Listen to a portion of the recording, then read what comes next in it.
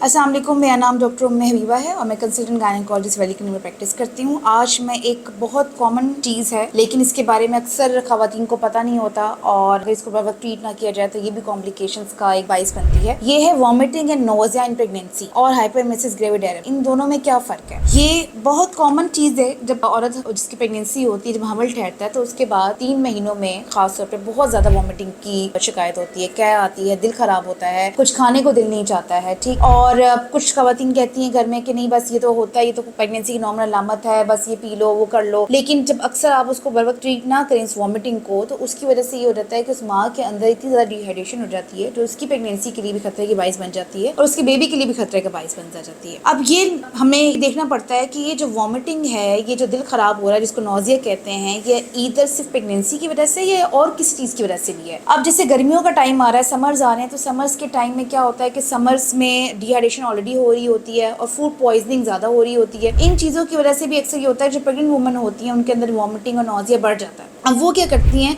कि वो इस चीज़ को सिर्फ इससे हाईलाइट कर रही होती हैं कि नहीं ये शायद नॉर्मल प्रेगनेंसी थी, प्रेगनेंसी की वजह से वॉमिटिंग ज़्यादा हो रही है। और जब वो डॉक्टर के पास जाती हैं तो अक्सर इतना डिले हो चुका होता है, इतनी सीवियर डिहाइड्रेशन हो चुकी होती है कि उसकी वजह से उनके अंदर इतनी ज़्यादा कॉम्प्लिकेशन हो जाती हैं, फिर मिसकैरेज का रिस्क बढ़ जाता है और बेबी की जो सप्लाई वगैरह होती है उसमें कॉम्प्रोमाइज़ हो जाता है। तो nausea and vomiting in pregnancy जब भी स्टार्ट हो, अगर वॉमिटिंग आपको हो रही है, इसका एक बाकायदा स्कोर होता है जो डॉक्टर स्कोरिंग करते हैं देखने के लिए कि नोजिया वॉमिटिंग कितने लेवल का है। इसमें अगर बहुत ज़्यादा आपको उल्टी हो रही है, बहुत ज़्यादा कैर हो रही है, कुछ खाने को दिल नहीं चाह रहा, आप फ़ौरन अपने डॉक्टर से रुजू करें। अगर वो प्रेगनेंसी का टेस्ट करती हैं या आप प्रेगनेंसी का टेस्ट करते हैं, प्रेगनेंसी का टेस्ट पॉजिटिव है तो इसका मतलब है कि ये नोजिया वॉमिटिंग जो है ये प्रेगनेंसी की वजह से है। अब इसको कंट्रोल करने का स्टेप बाय स्टेप ट्रीटमेंट है। पहला स्टेप ये होता है कि हम औरत को, पेशेंट को, जो प्रेगनेंट वुमन होती है उसको हम ये कहते हैं कि आपने अपनी हाइड्रेशन का ख्याल ऐसे रखना है कि आपने एक ओआरएस आप बना लें, ठीक है। ओआरएस आप घर में भी रेडी कर सकते हैं। ओआरएस आजकल मार्केट में भी आता है, डिफरेंट फ्लेवर्स का आता है, जो भी उसको सूट करता है वो आप लें और वो आप थोड़ा थोड़ा थोड़ा थोड़ा करके पिए ताकि आपके अंदर डिहाइड्रेशन ना हो। अब और इसके साथ फिर हम लोग एक लो डोज से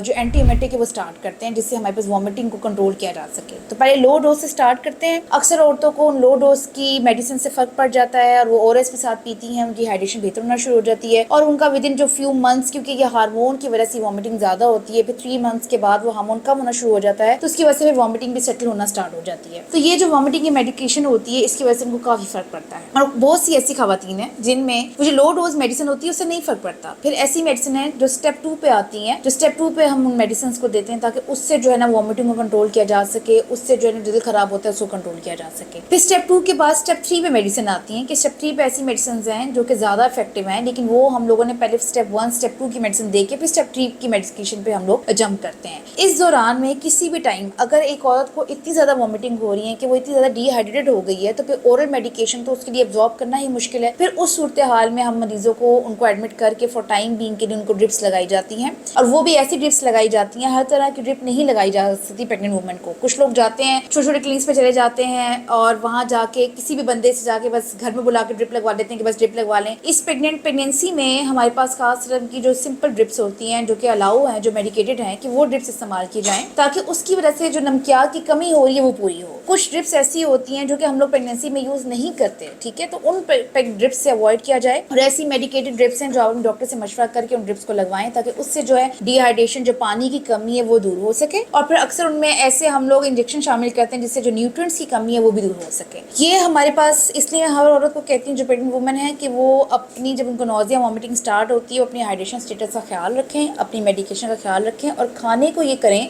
क्योंकि अक्सर ये होता है कि खाना सही एब्जॉर्ब नहीं होता, तो खाने को थोड़ा थोड़ा करके थोड़े थोड़े इंटरवल में लें। शुरू के 3 मंथ्स में ये एहतियात करें कि जो भी खाना खा रहे हैं नरम ग़िज़ा ज़्यादा इस्तेमाल करें, पानी का इस्तेमाल ज़्यादा करें, ऐसी हैवी चीज़ें मत खाएं जैसे निहारियाँ हैं, कढ़ाइयाँ हैं, ये बहुत ज़्यादा ऑयली हैवी फूड होता है ये, तो ये डाइजेस्ट करना वैसे ही मुश्किल हो जाता है। तो अपनी खुराक को थोड़ा नरम रखें, बैलेंस डाइट लें, अपने प्रॉपर मील के साथ लें आप, तो वो फिर आपको भी एनर्जी आएगी और उसके साथ साथ ये जो आपको नोजिया वॉमिटिंग है ये भी उसके साथ क्योर होगा। तो हाइपरएमेसिस ग्रेविडेरियम, ये नोजिया एंड वॉमिटिंग प्रेगनेंसी एक बहुत ही इंपॉर्टेंट चीज़ है और मेरा मैसेज इसके लिए ये है कि जब आपको वॉमिटिंग बहुत ज़्यादा हो आप अपने डॉक्टर से रजू करें और एंटीएमेटिक्स का प्रॉपर सही सही तरीके से इस्तेमाल करें। बहुत सी एंटीएमेटिक्स ऐसी होती हैं जो आपको सूट नहीं करती, तो अगर आपको सूट नहीं करती आप अपने डॉक्टर को बताएं, उसको चेंज कर लें। अक्सर जो है ना वो टैबलेट्स के अलावा बकल फॉर्म में भी आ गई हैं, बकल फॉर्म में भी उसको यूज कर सकते हैं। जिनको टैबलेट यूज करना मुश्किल होता है वो बकल फॉर्म में उसको यूज करें ताकि डिहाइड्रेशन से बचा जा सके, क्योंकि शुरू के 3 मंथ्स में अगर हाइपरमेसिस ग्रेविडेरम या नोजिया वॉमिटिंग की वजह से डिहाइड्रेशन बहुत ज्यादा हो जाए या ऐसी कॉम्प्लिकेशन हो जाती हैं जो लेटर ऑन जाके प्रीटर्म लेबर का बाइस बनती है। प्रीटर्म लेबर का मतलब ये होता है कि वक्त से पहले डिलीवरी का बाइस बन सकती है, बच्चा कमजोर हो सकता है और मिसकैरेजेस के रिस्क बढ़ सकते हैं। तो है ये बिल्कुल नॉर्मल, इसको आप समझे कि बिल्कुल आम चीज है, लेकिन ये आम चीज नहीं है अगर ये कंट्रोल ना की जा सके। और सेकेंडली इंपॉर्टेंट चीज ये है कि नोजिया एंड वॉमिटिंग प्रेगनेंसी के और भी बहुत सी रीजन हो सकती हैं, तो आपने उस चीज पे भी ध्यान देना है। अक्सर औरतों को यूरिन का इन्फेक्शन हो जाता है जो कि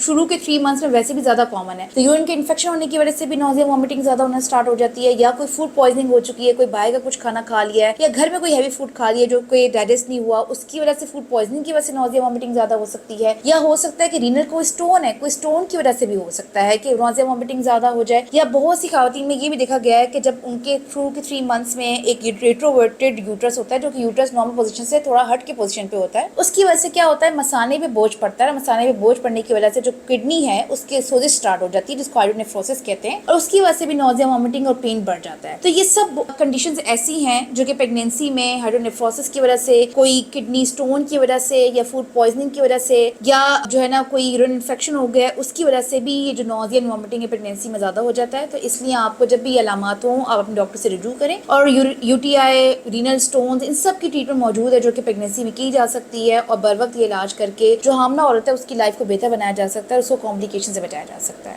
थैंक यू सो मच।